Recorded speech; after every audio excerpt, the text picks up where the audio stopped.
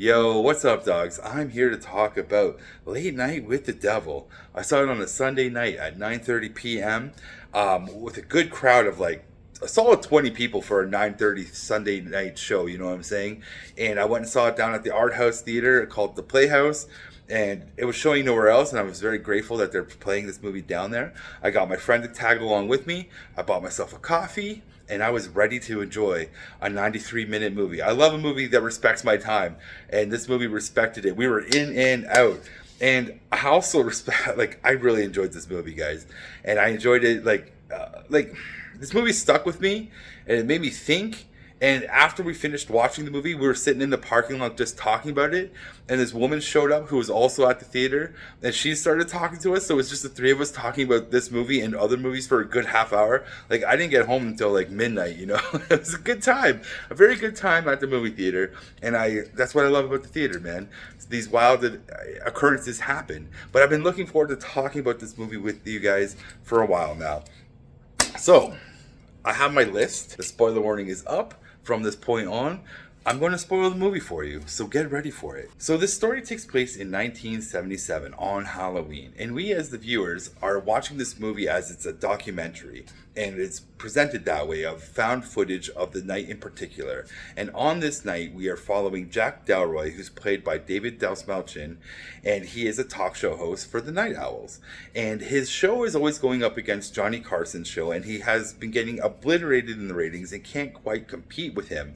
So on this episode in particular, it's his like last ditch effort to raise his ratings and save his show. So he's pulling out all the stops, right? And since it's on Halloween, he's going out of his way to bring on a character who wrote a book about, I think it's like Interviews with the Devil or something like that, right?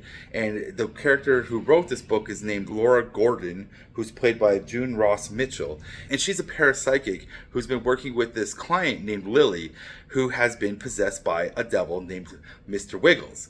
And she is brought onto the show as like the crowning moment of the show. Like, you know how most talk shows are presented, like you got guest, and then like the guest, and there's like a musical act and all that too. So in this one, we have the first guest is Christo, who is a psychic reader, and he's like, you know, that carny psychic that's like, hey, I hear the word P, maybe Paul, and then someone will be like, yeah, that's me, right? Like something like that. And we've all been there. And Christo is played by Fayssal Bazzi. I think that's how you pronounce his name.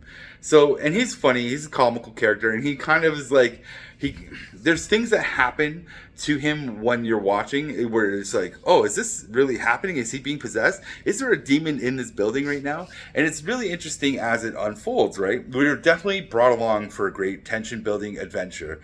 And then we have another character named Sansador, who's played by Steve Mouzakis.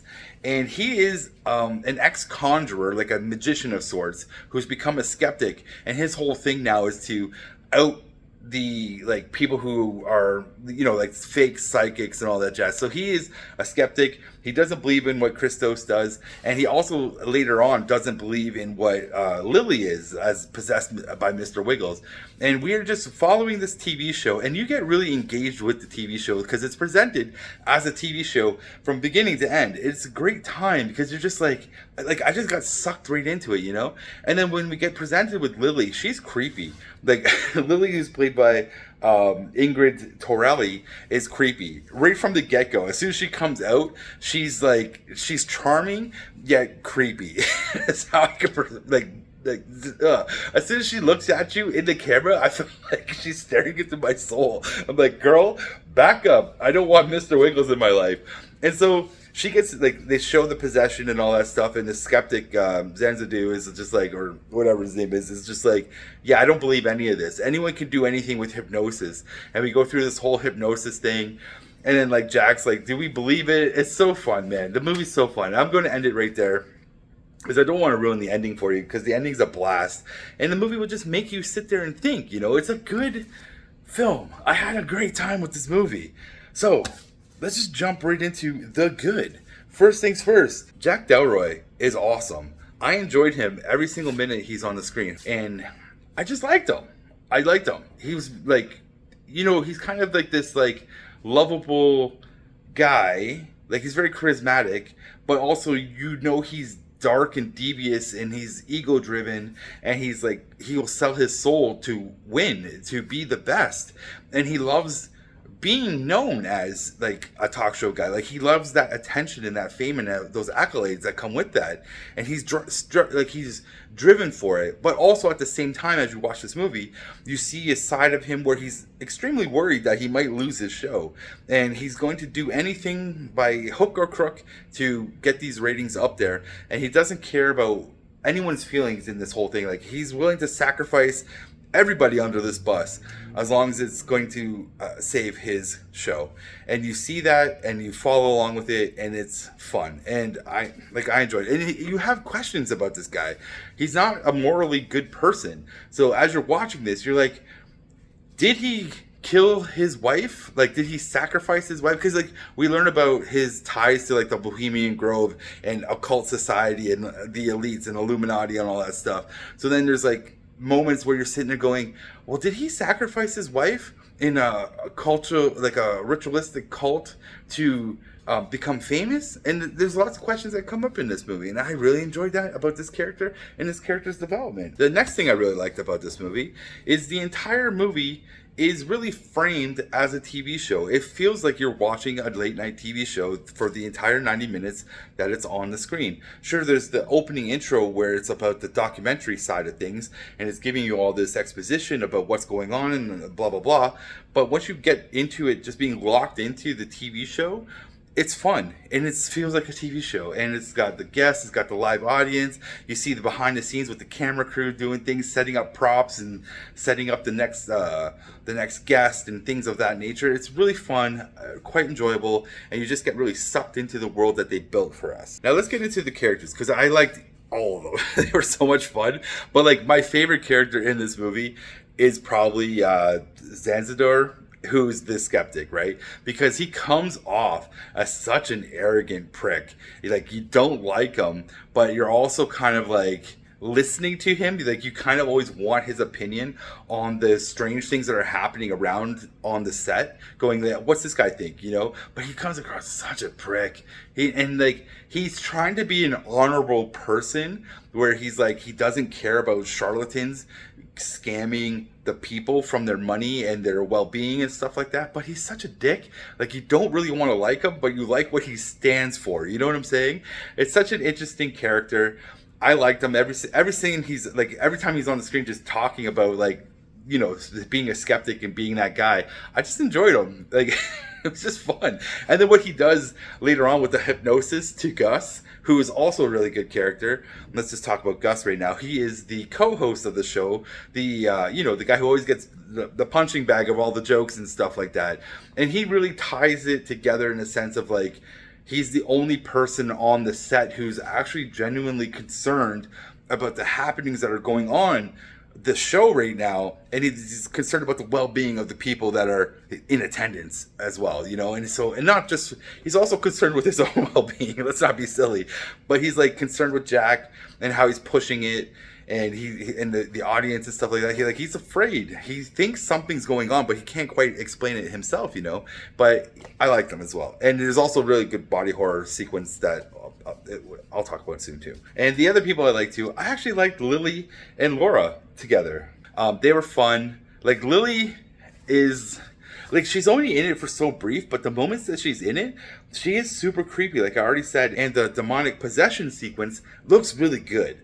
Like, she's creepy. And like, she's creepy even when she talks to Jack. Like, she talks to him like she knows him. Like, the devil or demon, Mr. Wiggles, is like, I know who you are, which makes you think like he's already like summoned, like done some kind of ritual that's talked to this demon before, and that's why Mr. Wiggles is there. It's all Mr. Wiggles' plan, you know. But we don't go too deep into it because of the skeptic. Once again, it's challenging everything that Laura and Lily stand for, and it makes you think about it as well.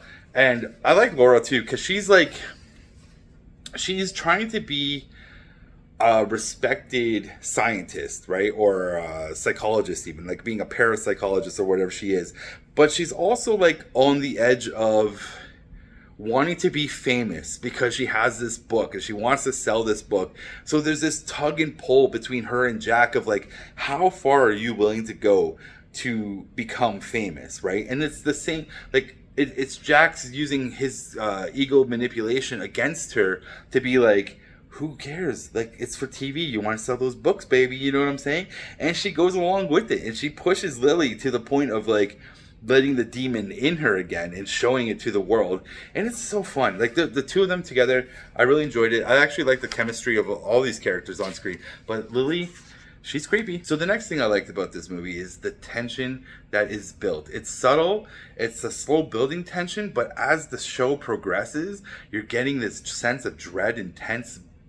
It's just bubbling, right? And there's sequences in this movie, especially with the knife, where he's just holding it. Jack's just holding the knife, and you're like, what's going on here? Something's going to happen with this, right? And even when he put the knife down on the like the end table or something like that, I heard someone in my audience be like, "Oh," like they knew the knife was being set up for something, you know, and like everyone in the audience was just on board with it. It made me laugh, okay? But there's really good tension being built in this movie, and also the other thing that I liked in this movie is just the ending in general. The last, like, I'll say 10, 15 minutes of this movie, when Zenzados or whatever starts the hypnosis process, and you go through this whole trippy sequence, it's just crazy. The ending really makes you sit there and think, like, what the hell did I just see, right? Is it real? Was it real the whole time? And it's a good conversation, like, starter, right? Like I said, I talked about it with my friend and this random woman in the parking lot for like 30 minutes. We talked about this movie, and even afterwards, like, I'm talking about this movie to my friend. We're texting about it like days later. You know, it's a movie that sticks in your head and makes you think, like, what did you just see? What was that ending? Is it what we think it is? And honestly, in the comments, what do you think this ending was? You know, was it real? And another thing that I really liked about this movie is the special effects. Now, not all the special effects are great, okay? 'Cause there's some really corny ones in there, like the lightning, and there's like electrical shocks that are corny. But the in-camera special effects on Gus when he's ripping his chest apart or stomach apart for the worms, and the worms busting out of his head, beautiful, old school practical effects. I loved it. And the other element that I want to add to this is actually, all the kills in this are so good. They're all good practical effects, classic old school stuff. I love them all. And the other thing that I really appreciated is it just felt like I was watching something from 1977. It felt like there was good film grain on there.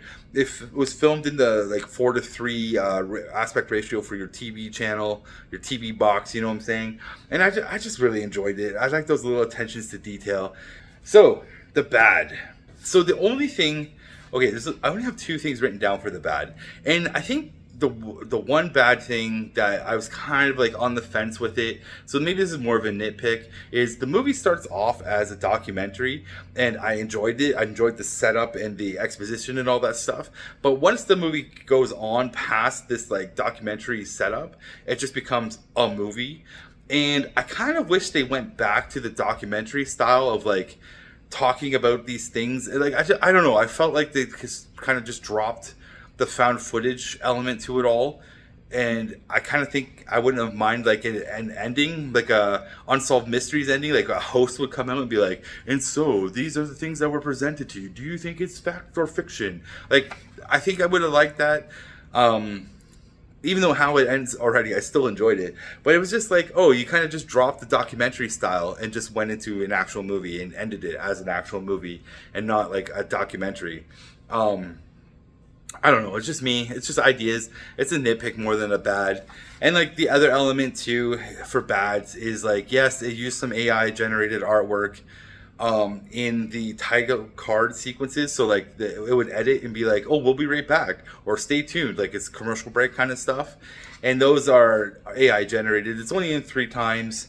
And honestly, if you didn't know about it, you wouldn't know about it. You know what I'm saying? Because I found out about it on TikTok. Someone was talking about it. I was like, oh, that's interesting. So it didn't make or break the movie for me. I'm like, okay. And it shouldn't really make or break the movie for anyone else either. Like, I understand if you want to protest it. But like, this movie is so indie already. Like, it needs the money and needs the attention. So I don't think you should shun the movie so it doesn't make any money. But I do think bringing awareness to the idea of using AI art when that could have been, you know, an artist could have done that, you know what I'm saying? So I agree with the protest to a degree, but I also feel bad because, like, this is a movie that should be on everyone's radar and be enjoyed and should make the money that it deserves to make. But I get the argument as well. So now here's a movie suggestion for you guys. If you haven't watched it, go and watch Halloween 3 after you see this movie, because there's elements in this movie that just really reminded me of Halloween 3, and I was just sitting there watching it going, oh man, this would have been a great installment into the Halloween franchise, you know what I'm saying? Especially after you watch Halloween 3. Something about it just really reminded me of the Halloween 3, so I just thought I'd bring that out there for you guys to think about and watch. And on that note, that is the end of the review. And should you go and see this movie? I think you should. Try and go and see it in the theater if you can. I know the movie comes out on Shudder. I think it's April 19th, so like next week Friday I think is when it comes out. So if you don't have time to go and see it in the theater while you can, it's coming out on Shudder soon, so you can go and watch it there, which will be fun. I really do think you should go and watch this movie, especially on Halloween, like during the Halloween month, you know what I'm saying, October. I think it'll be a good installment in your Halloween viewing experience. So go and see it if you can, or wait till it comes out on on digital. And will I buy this movie? I hope it gets a physical release. I really do. And if it does, I will buy it for sure. I enjoyed this movie so much. It deserves my hard-earned cash again. So I hope it comes out. And if it doesn't, well, I'll probably never watch the movie again unless I get Shudder, and I don't think that's ever going to happen. So that's an unfortunate situation in the world of digital movies right now, but fingers crossed for a physical release. So on that note, that is the end of this review. So whatever movie you guys are watching out there, I hope you're loving them and digging them. I'm out of here. Peace out, everyone. Bye.